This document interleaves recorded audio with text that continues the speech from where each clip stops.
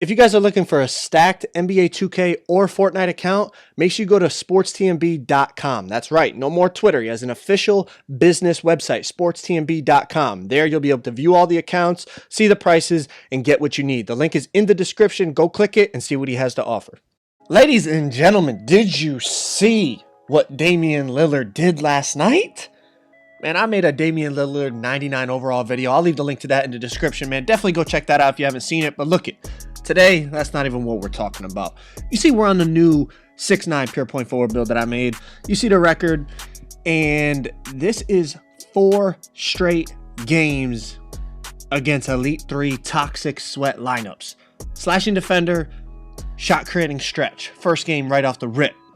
Now, we played twos for about an hour, and this was literally 4 games in a row playing against straight. I'm gonna call it toxic because it's just lineups that are really, really good.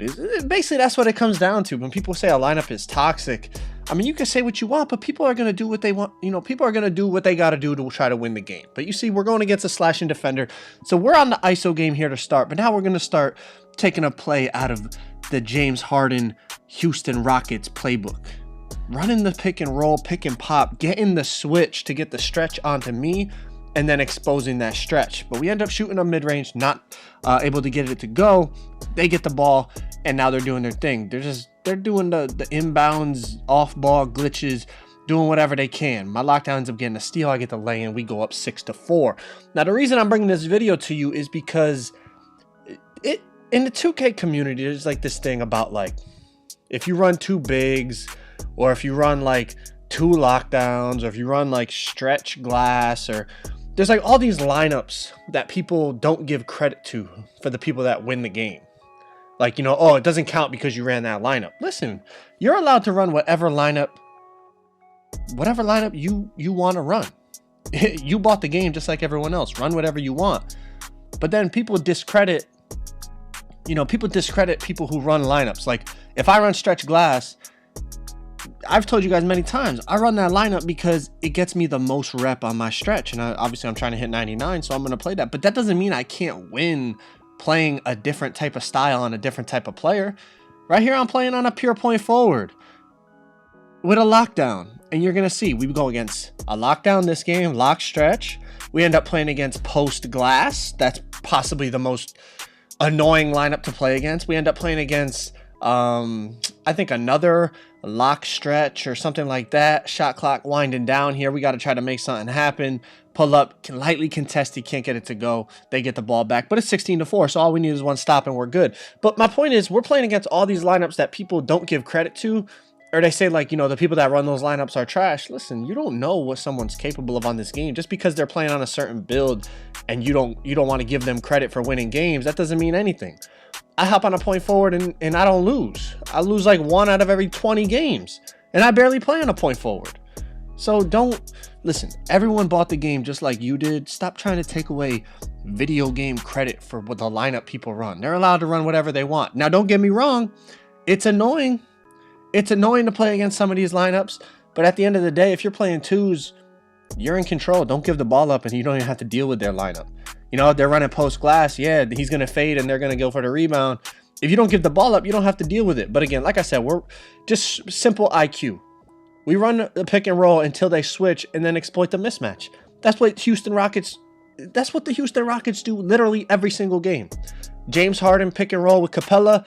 Once they get the switch, James Harden will ISO that big man. Chris Paul pick and roll with Capella. Once Chris Paul gets the switch that he wants, he exploits the mismatch. Very simple basketball, and you can do that on 2K as well, of course. But that's what we end up doing here. And it works to our advantage. Lockdown gets the dunk. We win that game. I had 14 points, 1 assist. All right, so that's game number 1. Game number 2, and I'm showing you my record before every single game, so you can go back and look. I was at 1634. Now I'm at 1635. These are literally 4 games in a row, back to back to back to back. So you guys see what we deal with when we go on the twos.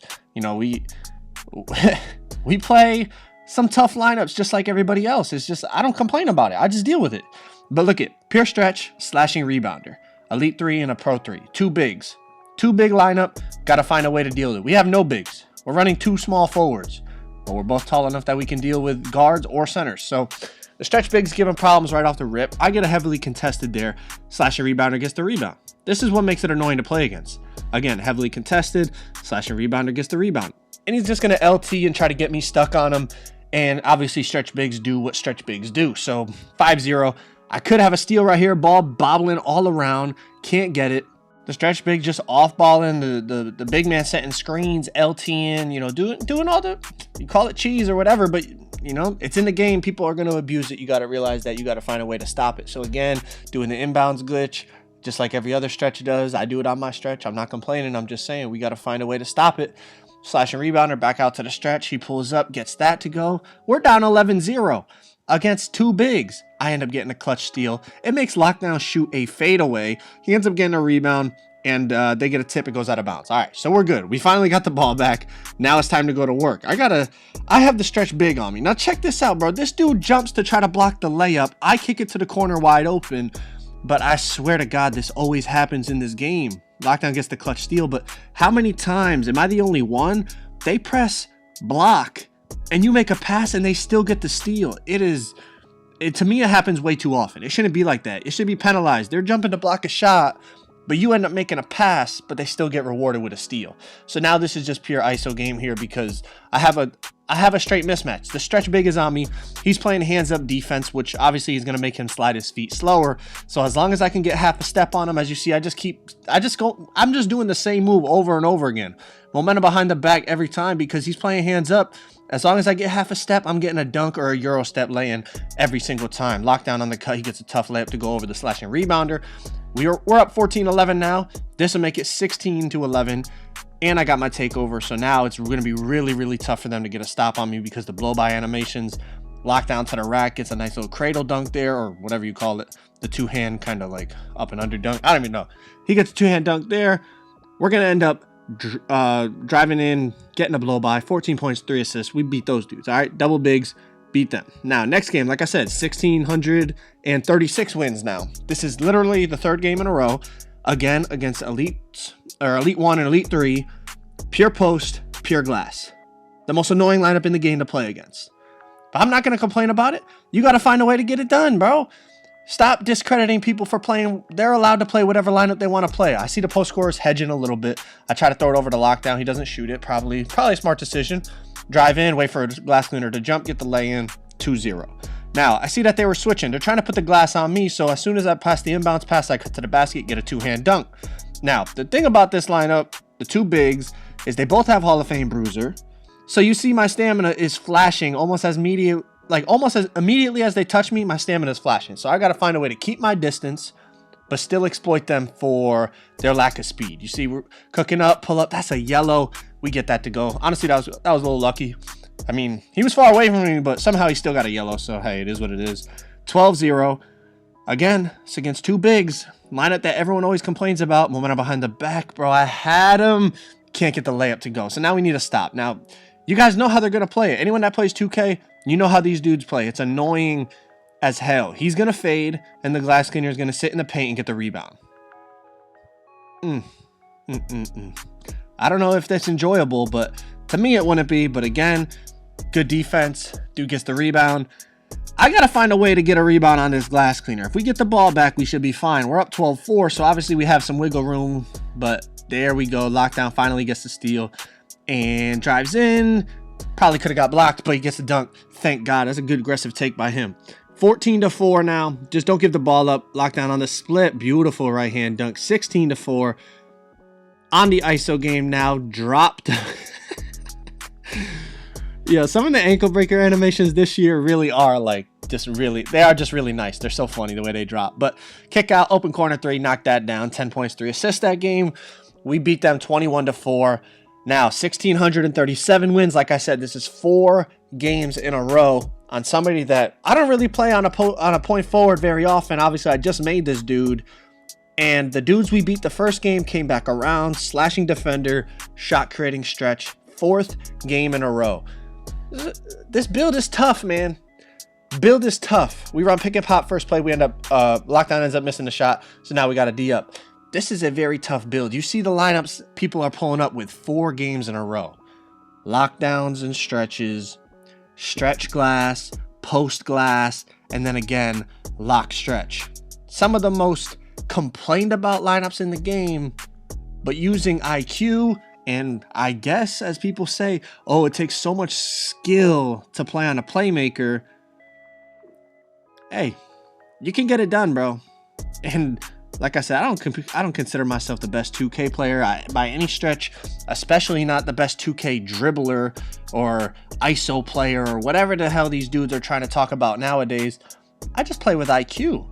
Come set me the screen. Let's get the matchup that we want. The stretch big picks up on me, or they go under the screen like there. I'm going to shoot it every time. Get that pick and roll. Maestro activate is going to help me shoot jumpers.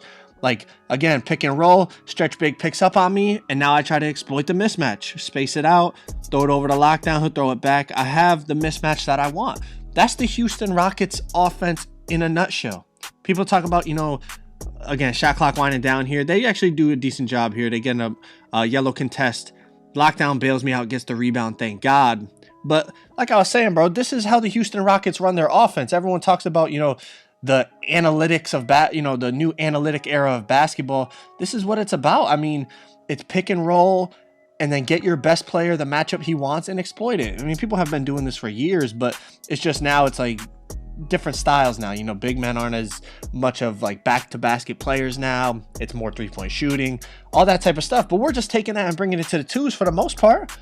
You know, yeah, I could ISO the lock, and I did it in the first game when we played these dudes a little bit, but what's going to be more efficient? If I go one-on-one against a lockdown or one-on-one against a stretch? Let's get the matchup that we want. It's just simple IQ, you know what I mean? So that's what we're going to keep doing. The dude ends up actually messaging me after the game talking about the lockdown, saying, oh, stop calling for screens and let me guard you. Well, my response to that would be, what do you mean let you guard me? That's your choice. Like, that's your problem. Don't switch then if you don't want to switch. Like, what am I supposed to message him back? Yo, let me stop playing defense. Let me score on you. What do you mean let you guard me? That's your choice, bro. Guard me then. Don't switch on the screen. Like, anyways, I could go on and on about that whole IQ thing. Like, what do you mean let you, whatever. Anyways, they go under the screen again. We pull up, shoot the three. Now we got the takeover. We pull up. I got a little too confident. I'm not going to lie. I thought I would knock it down, but the stretch big is tall. He ended up getting a hand up. Can't get it to go. Lockdown, wide open in the corner. He chokes that. So basically, I sold, he sold. We get the ball back. Now it's time to turn up. Two-hand dunk right down the middle of the paint. 15-14. As long as we don't give the ball up, we'll be fine. Go to the contested layup. Honestly, that was probably a bad decision. We get that to go. But like I said yesterday, they were pulling up with every toxic, try-hard, sweaty lineup possible. And no one could succeed against this 6'9" demigod build, man. Make sure you drop a like, subscribe if you guys are new. We're going to wrap this up with a left-hand layup. You guys have a good day. I'm out. Peace.